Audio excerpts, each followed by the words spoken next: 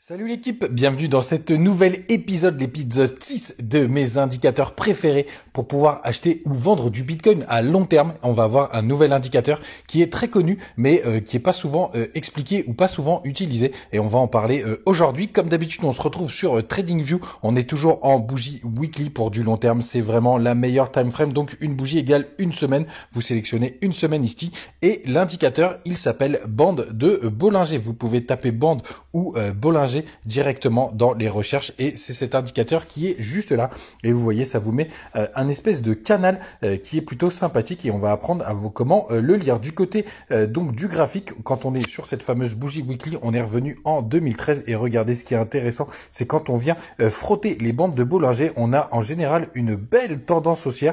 Regardez quand on commence à monter assez fort et ce qui est intéressant, c'est que c'est très difficile de définir au moment du top, puisque quand la bougie est là, vous pouvez pas forcément le voir, mais quand on voit qu'on vient breaker la bougie du milieu, derrière, on a quand même un gros retracement. On va voir si ça a été pareil par la suite. Vous voyez, pareil ici, on commence à pumper, c'est plutôt pas mal.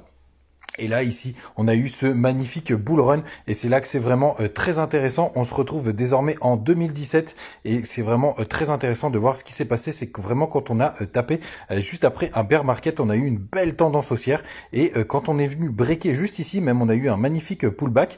Quand on a breaké cette bougie ici, même si on a eu un petit rebond derrière, on constate quand même qu'on a eu une belle correction puisqu'on est passé, si on était rentré sur la petite bande ici des 9700 $, on est redescendu jusqu'aux 3100 $ et si on avait pris justement la petite montée, on serait rentré aux 5000 $, on aurait réussi à préserver 40% à peu près. Donc c'est pas un indicateur très précis sur le top, mais en tout cas c'est vraiment intéressant de voir que quand on vient commencer à se frotter après un bear market, c'est plutôt pas mal. On va voir si ça a été le cas ici. Donc en 2019 on a eu un cas particulier puisqu'on a eu un petit rebond pour recraquer au niveau du Covid. Donc on a eu pas mal de faux signaux. Mais ce qui est intéressant, c'est qu'ici, effectivement, quand on a breaké, on a quand même fait un nouveau plus bas. Mais vu qu'il y a eu le Covid, les gars, je le prendrai vraiment pas comme indicateur. Je préfère vous dire sur un long bear market, puisque là, ici, quand même, même qu'on a vu suite à un gros dump et une grosse latéralisation, on a quand même une belle tendance haussière. Et si on est rentré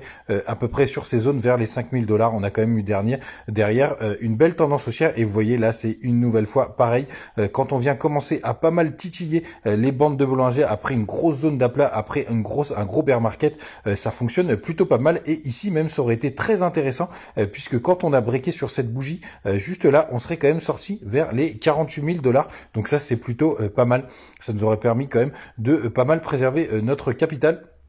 Et on peut refaire la même chose et là c'est vraiment très intéressant au moment où j'enregistre l'émission en 2023. Regardez, on commence à titiller justement les bandes de Bollinger. Donc pour le coup, là sur ce point très précis, ça nous donnerait un signal assez long terme et c'est ce qui nous donne quelque chose de assez sympathique, un nouvel indicateur puisque vous le voyez, il y en a pas mal qui s'activent depuis que je vous fais ces différents épisodes. Voilà les gars, vous savez tout. N'hésitez pas pour tous ceux qui veulent aller sur le marché crypto. Vous avez sur le Linktree, du côté de TikTok, vous pouvez pourquoi pas aller sur BitGet où vous pouvez maintenant faire des virements, donc ça c'est plutôt pas mal en utilisant le lien. En plus vous aurez pas mal de bonus, je le laisserai en commentaire aussi sur YouTube et vous arriverez directement sur cette page après vous être inscrit et c'est plutôt pas mal puisque vous voyez, vous pouvez désormais faire des virements bancaires, donc ça c'est plutôt chouette et sinon vous pouvez encore utiliser la carte bleue. Voilà les gars, vous savez tout, passez une très bonne fin de journée et on se retrouve comme d'habitude dans les matinales et pour un nouvel épisode très bientôt. Salut.